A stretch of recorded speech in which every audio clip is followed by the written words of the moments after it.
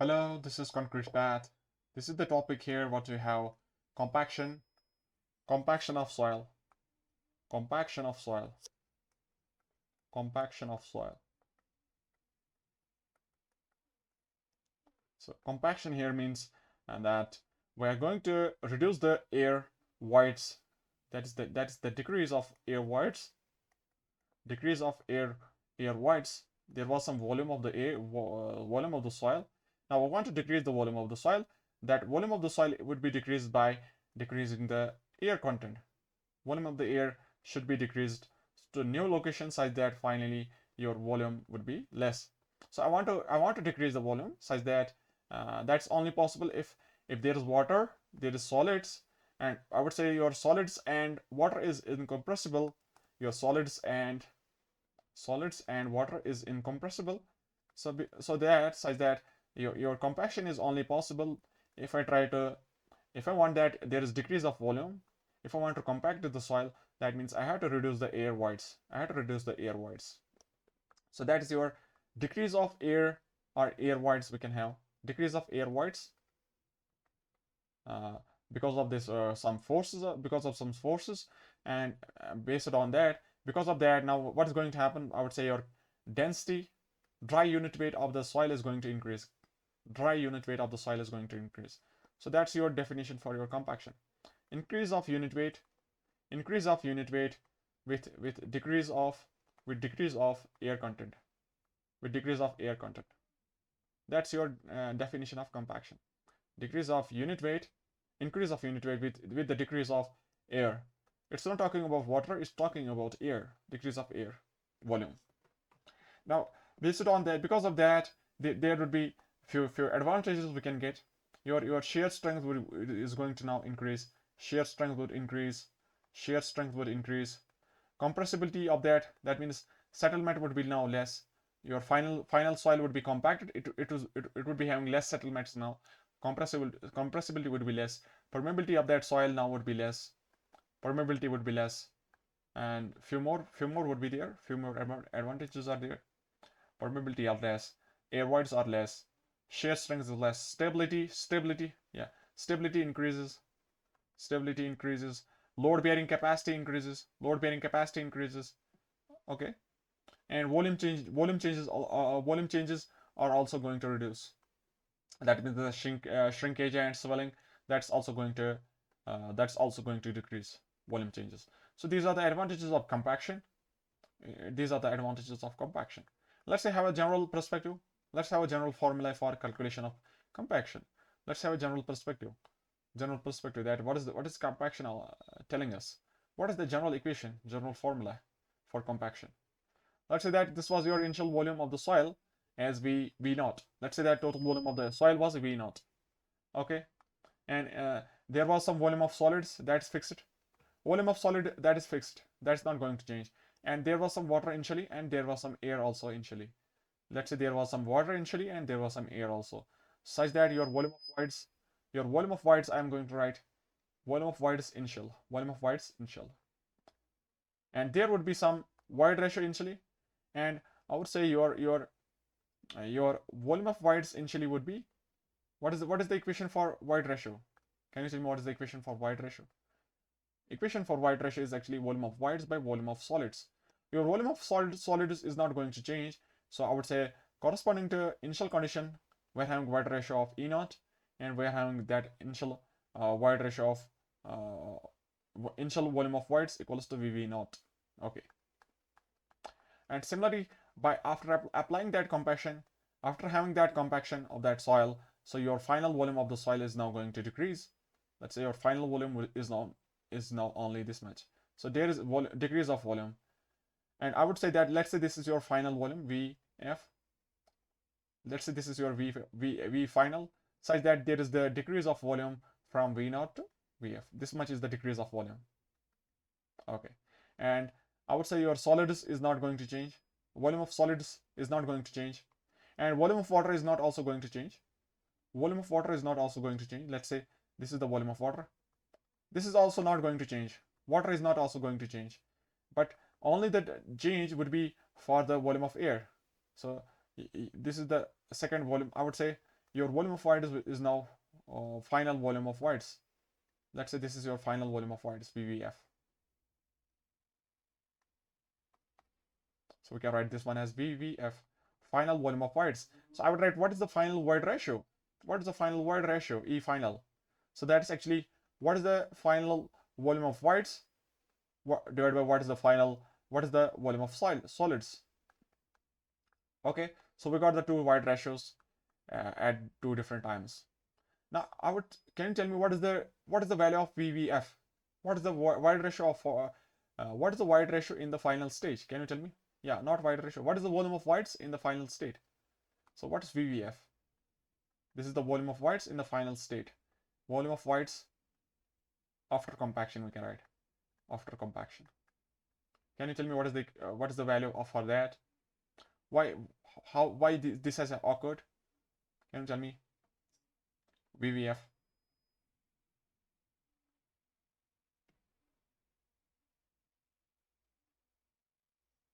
So this is because we can say this is because decrease of air volume, because decrease of air volume. Can we say that this is because of decrease of air volume? So here we have initially volume of water was fixed, is not going to change. Volume of solids is not also going to change. That is also fixed in the final stage. So only the difference here we have V0 minus VF. That is because of decrease of volume. If I write now, if I write an equation that what is the change in volume by initial volume? What is the change in volume by initial volume? What is the change in volume by initial volume? What is the change in volume by initial volume? Can you tell me? So the change in volume is actually V0 minus V final. Can we say that? Final volume change in the volume is actually V0 minus V final. And we say that your initial volume was V0. Your initial volume was V0. Okay. And actually, why this is V0 minus VF? Can you tell me why this V0 minus VF? We already have written that at the top of that. Why that? That was because of the air volume decrease. Because of the air volume decrease. That was because of the air volume decrease. And let's say that your void ratio, because that is also because of there is decrease of void ratio. If I try to write that equation, that change of volume in terms of void ratio, that change in voids, volume of voids. Let's say that we have initially volume of void is equals to VV0, and finally we have a volume of void is equals to VVF. So let me write in that perspective. So that I would say your difference is actually VV0 minus VVF. Can you write that in this perspective? Because this part is not going to change anyway. This is not going to change. Only the difference is because that is actually VVF. That is because VVF minus VV0. So that is the difference we have with this one. Can we say that? So divided by initial volume of V0, initial total volume of V0, and we have the relation for your void ratio that relates the volume of voids with the total volume of solids. Let's write that equation again. I would say your VV0 is actually how much? Your VV0 is actually E0 Vs, and your final volume of voids is actually E final and volume of solids.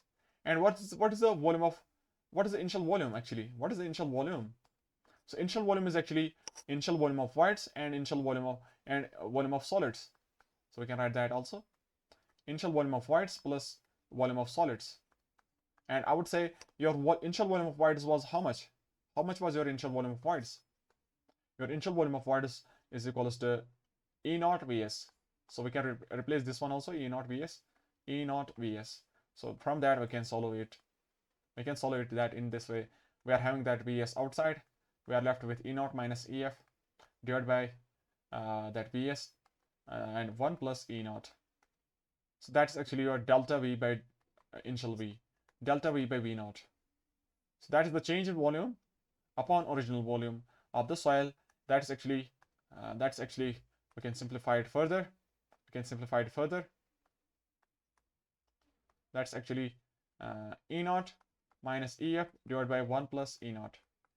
So we can write this one as a change in void ratio divided by 1 plus initial void ratio. Change in void ratio divided by 1 plus initial void ratio. And if I say that you are having that soil specimen laterally confined, if the specimen is laterally confined, soil, that means let's say that soil was in the mold, it's having some surface area and it's having some volume, that's length, such that there is the total volume of V. And finally after compaction, it has now reduced to V final. Such that I can say that, but your area cross section is same. If the area cross section is same for same area, if there is area same, that means if the area is same, if A initial is equals to A final, area cross section, for the laterally confined case, we say that we can say that it is actually change in height. We can say that this is actually change in height. Initially we are having height of H naught, and finally we are having height of H final, HF. So I would say your initial volume is actually area times H naught, and your final volume is actually area times H final. So actually your change in volume is because of change in height. So we can finally write that also in this way, that we are having that this is equals to change in height of that sample divided by total initial height of H naught. So this is the equation. Finally I would say change in void ratio by 1 plus initial void ratio. So this is your final equation of that compaction of soils. General formula is there: change in volume, change in height. So that delta H is actually, we write that as settlement because of compaction. So this is the settlement because of compaction. So that's actually decrease in the height of the voids, decrease in the height of air voids because of compaction. So that's your finally, we can also write it in this way, that we have delta equals to H times delta E by 1 plus E. So that is your actual equation for the settlement because of compaction. Okay, let's talk about that. We are going to compact cohesionless soils. Let's say that compaction for cohesionless soils, C equals to 0 soils, cohesionless soils. We say that if there is dry soil, or if there is saturated soil, fully saturated soil, we can say this is your submerged soil. If the soil is submerged, that means that is saturated. So if the soil is dry, if the sand is dry, let's say that sand is dry or sand is submerged. So for that we can apply vibration. We can have compaction because of vibration. So for these two cases, we can have vibration. Now, if the soil is very fine, if the sand is very fine sand, and it's moist and it's fine, we know one thing that we call as capillary action.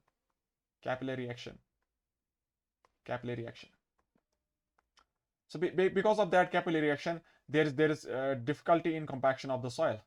So it gives you a pseudo cohesion. We say that this is giving you a pseudo cohesion. It's saying that I am actually having a good strength.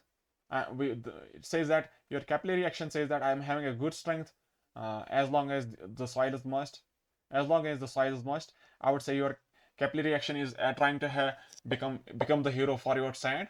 But once the water is lost, your soil is now going to collapse for that particular load. So it's actually a pseudo cohesion. Now if you try to vibrate that soil or compact the soil, so there would be less compaction on that soil, less compaction effect for this kind of soil. So when the soil is having little bit of moisture, at that time the compaction becomes difficult. So that's why we wrote in the first statement that if the soil was dry or if the soil is fully submerged, that means degree of saturation is completely 1, S is equals to 1. Or if the soil is completely dry, that is S is equals to 0. In those two cases, vibration is easy. Vibration can be performed easily. But in this case, if the soil is having moisture such that this is partially saturated soil, so in that case your saturation, your compaction becomes difficult to perform in these soils. Now similarly, let's go for the cohesive soils. If we talk about cohesive soils, that means C soils that are having cohesion, cohesive soils. For those, your vibration is not there. We don't apply vibration. They are not influenced by, not affected by vibration. They are not affected by vibration. They are not affected by vibration. They are not affected by vibration. So the positions of particles, let's say that initial position of the particles was flocculated, in a flocculated position. This was your initial position. It has to be changed such that I want to decrease the volume, because initially void ratio is more. Void ratio is very much. I want to decrease the void ratio. I want to decrease the void ratios. So I want to decrease the void ratio. For that, I have to place the particles in this way, that is having a more close packing. But repulsive forces are there. We don't care about repulsive forces for now. I want to decrease the volume. For the compaction, I want to decrease the volume. So that means I have to break those bonds. I have to break those bonds initially. Break the bonds that's between those that is edge to face configuration. I have to break the edge to face configuration to face configuration. That means I have to apply force. We apply force of C. We apply pseudo force, that what you call as static pressure. We apply static compaction. Static compaction. By the static compaction, because of some stress, because of some forces, static forces. Because of static forces, we are going to compact the soils that are having cohesive nature, cohesive soils that are compacted by static compaction, static forces. Okay. Static pressure. So here we have the concept of static pressure. Keep that in note. Static forces, static pressure. Static forces, static pressure. Okay. Now there's a test. There's a standard test that we call that as Proctor test. This is the standard test from which compaction concept has came. Proctor test given by Proctor. So it says that your soil, when you try to compact the soil, so this compaction is a function of water content. It's a function of water content, and there's at a particular water content we are having different density of that soil achieved. Different density of the soil achieved at a different water content. So it says that we can have a particular value of gamma. We can achieve a gamma, that is gamma D max. We can achieve a maximum value of density at a particular value of water content, that is also optimum. So we can say this gives this Proctor test to tell us about that when you try to compact a particular soil, compact a soil, we would have different combinations of the water content. At a particular water content in the soil, there will be different water content. So we would say if we try to plot for different values of water content, so from that we can have different values of gamma obtained, with different values of density obtained, and this test tells us what is the value of maximum density we can achieve by varying the different water contents. And at the time where we are achieving that maximum density, at that time the water content, we can say that that's your optimum water content. That is your test for that's Proctor test. So your diagram for that is actually, if I try to plot the data, that's actually this is experimental data. So this is your lab test. So this is your lab test. So after performing a number of readings, we get, let's say that this is the graph we derive. Let's say that this is the plot. This is the final graph we achieve. That's with respect to the gamma achieved, gamma versus water content. So I would say one of the density, this is for a particular soil. This is for a particular soil. I would say one of the value we got arrived, that is the peak somewhere here. So we arrived to a peak somewhere here, that we can say this is your maximum density, and here we can write this is your optimum water content, optimum moisture content. So this is your Proctor test all about. This is your Proctor test. Let's go for, if I say that general, if I talk about the general values of gamma max for your general soils. So gamma max is actually in the range that 16 to 20 kilonewton per meter cube. This is generally achieved in this range, and optimum moisture content for the soil is achieved in the range that 10 to 20%. If your water content is in this range, then this kind of stuff is achieved. That's gamma D max. So actually this is not gamma max, it's actually dry density. It's talking about dry density. Okay. So dry density means if I have the dry density, let's say that you are performing some test. In a particular mold. You are adding some soil. So this soil is compacted at a particular water content. That means there is some water. So if there is some water, so that is not a dry condition. That is not a dry condition. So I would say we actually derive bulk condition initially. We get a density that is bulk density initially, and we know that what is the water content at that time. Then after dividing that water content from the result we know. So from that, finally I get that gamma d. I get the value of gamma d. I get the value of gamma dry. So once I got the gamma dry, then I plot that same here. It is actually gamma d max. Gamma d max. This is actually gamma dry. Okay. Water content versus dry density. Gamma water content versus dry density. This is your Proctor test.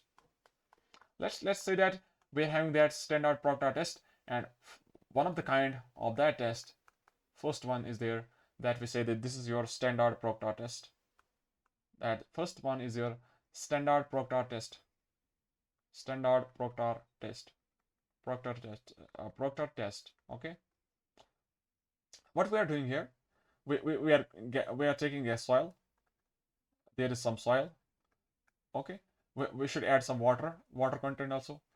Then finally that soil should be compacted. So we need few equipments. Let's say we have a mold. Let's say that we have a mold. There is a mold. So volume of the mold is equals to, in this case, volume of the mold in this case is actually 944 centimeter cube. 944 centimeter cube. That is actually 1/30th of cubic feet. 1/30th of cubic feet. And we are having that what you call as, there is a hammer that's allowed to fall from a height. So hammer follows from a height. Hammer follows from height of h equals to how much inch? So we have 12 inches. 12 inches, that is also equals to 12 inches is also equals to, in terms of millimeters, that is 304.8 millimeters.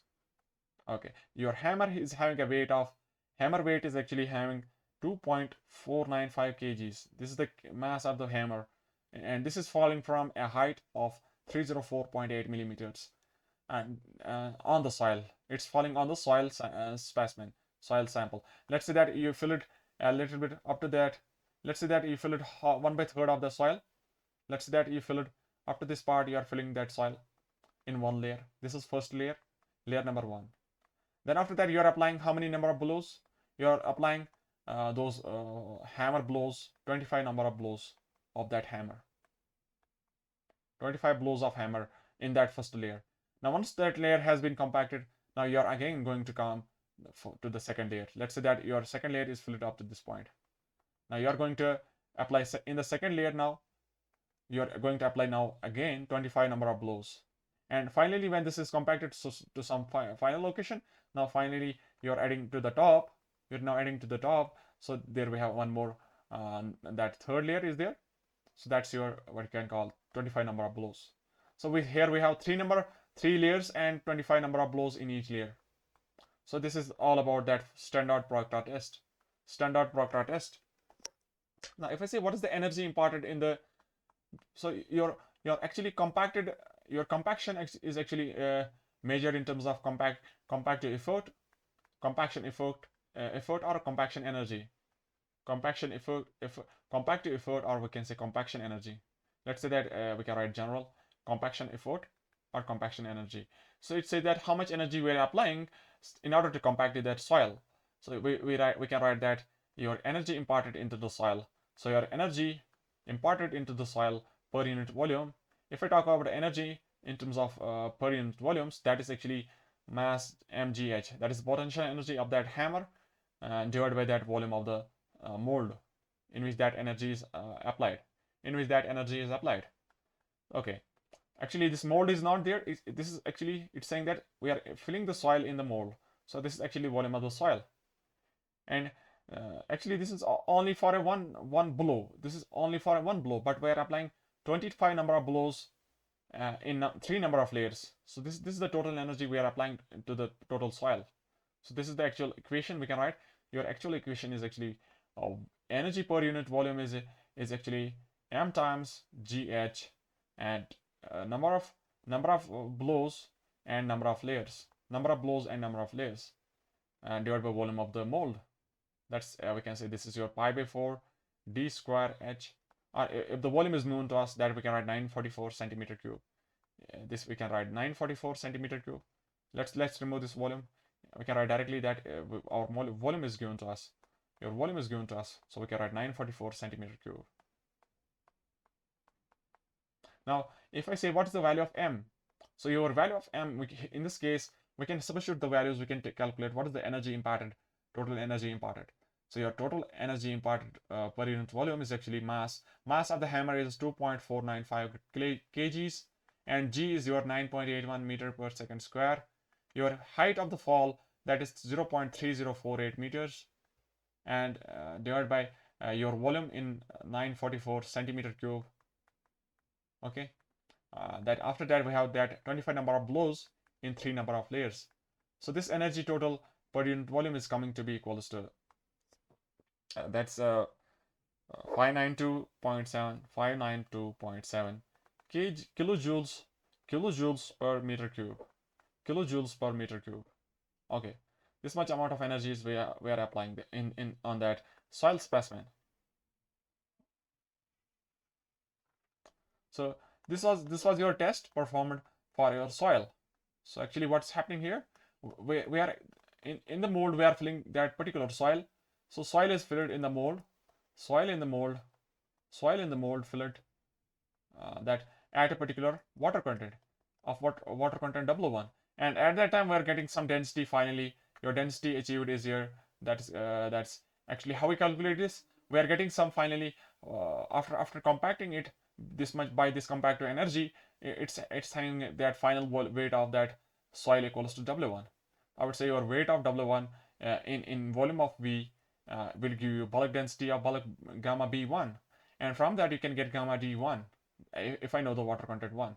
And similarly this test would be performed for few number of trials. So few trials we are performing when we have few number of readings, so we can have a plot of that, so we can generally get the curve in this way. That's inverted V.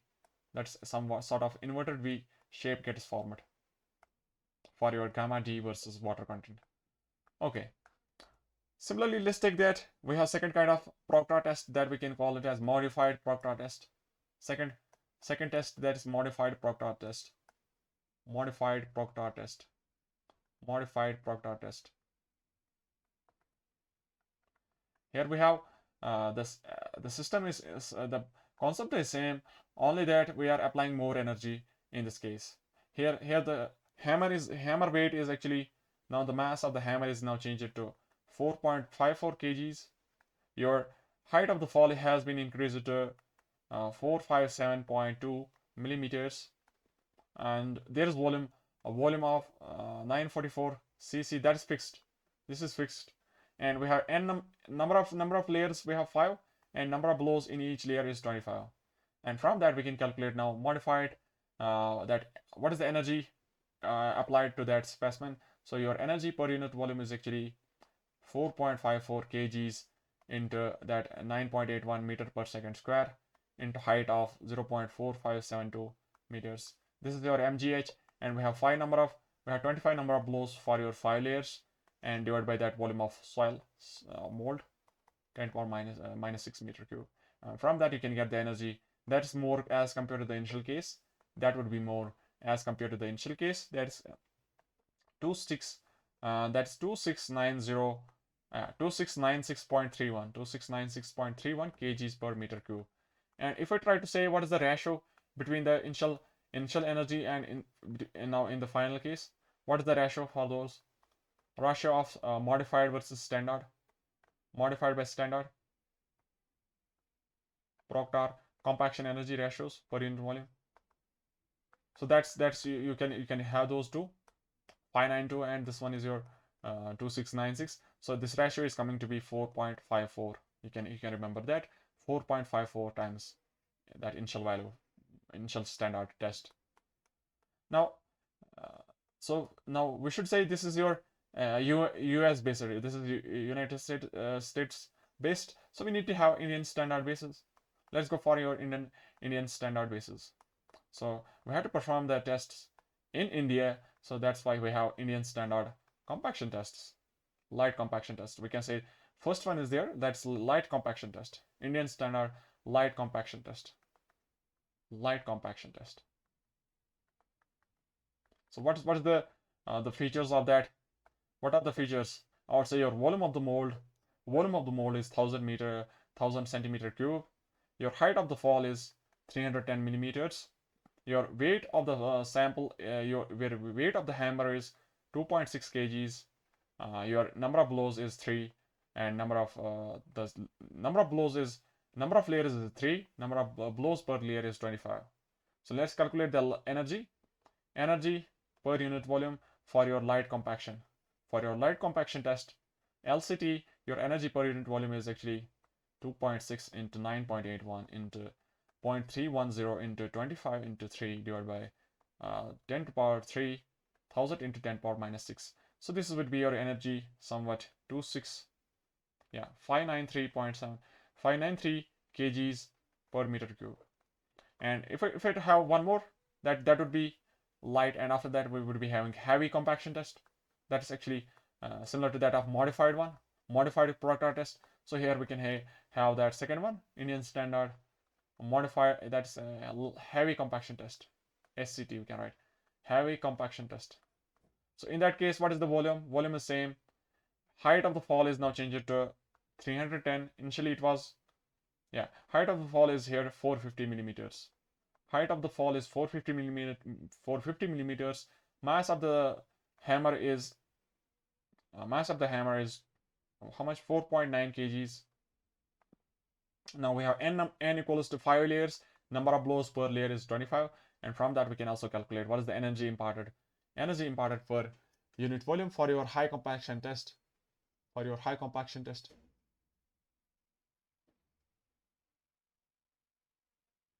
So we can write here high compaction test energy per unit volume for your high compaction test, that is mass mgh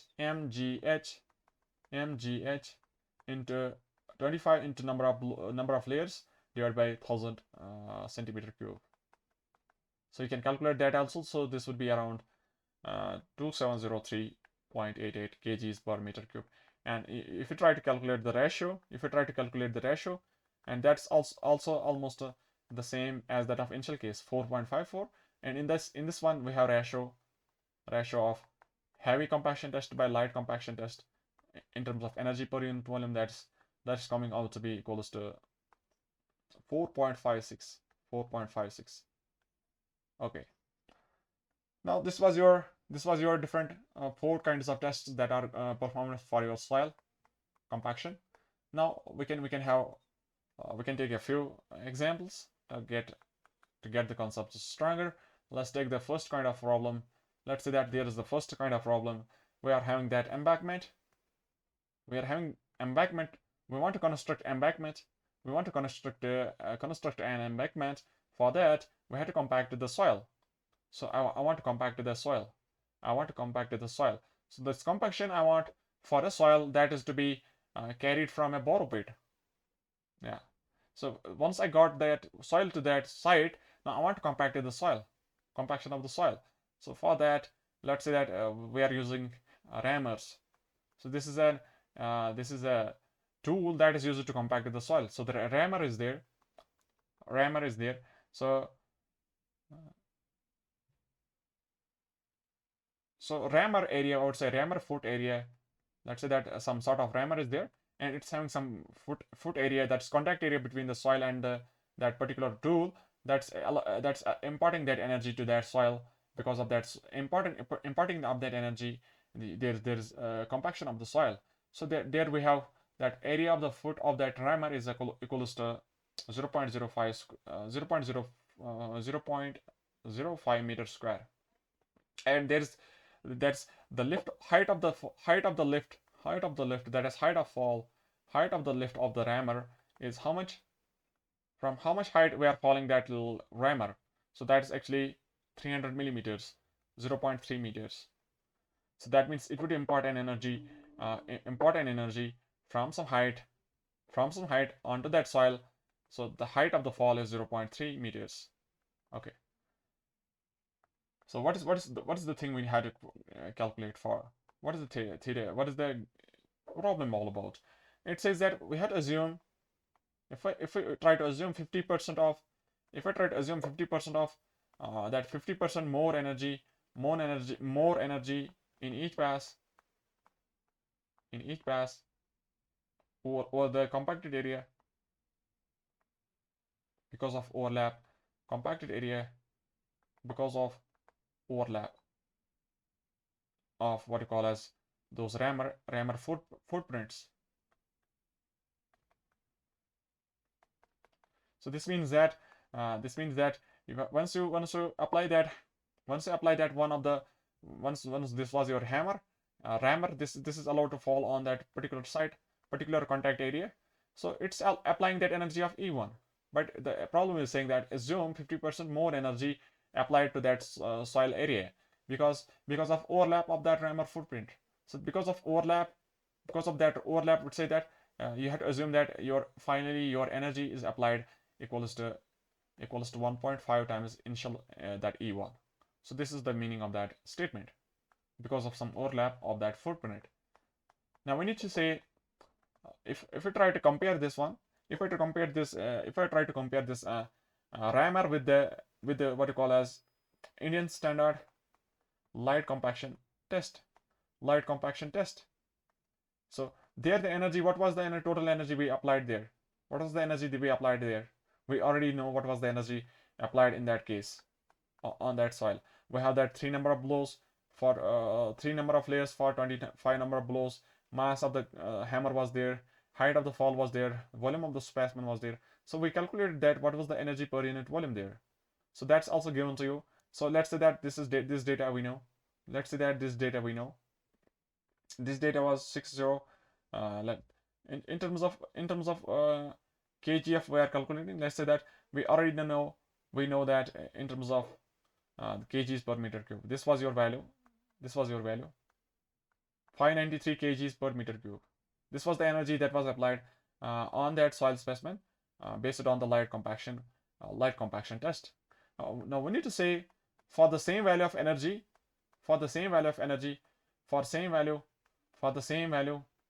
calculate number of blows we have to apply from the rammer. Calculate the number of lifts. Calculate number of lifters of rammer.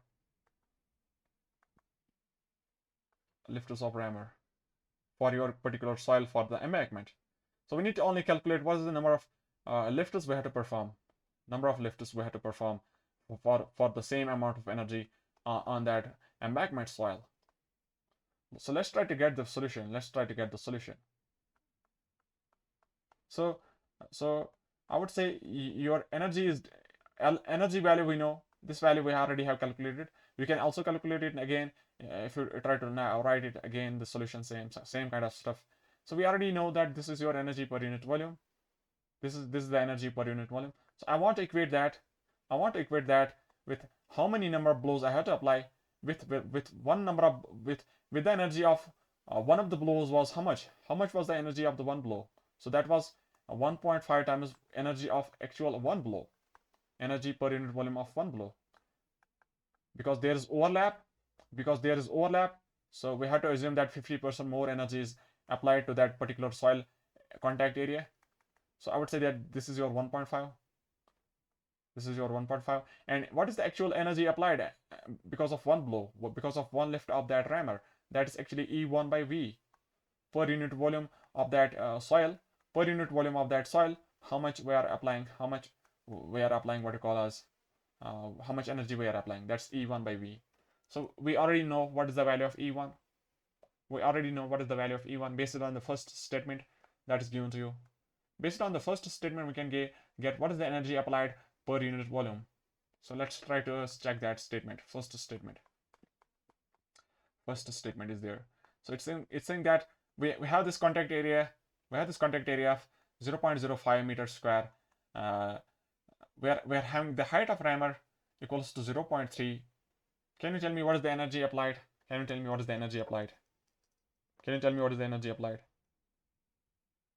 Yeah. So this is actually the volume of soil. So actually the data was one more data was given to you. Energy per drop of hammer energy per drop of hammer is 40 kgs per meter.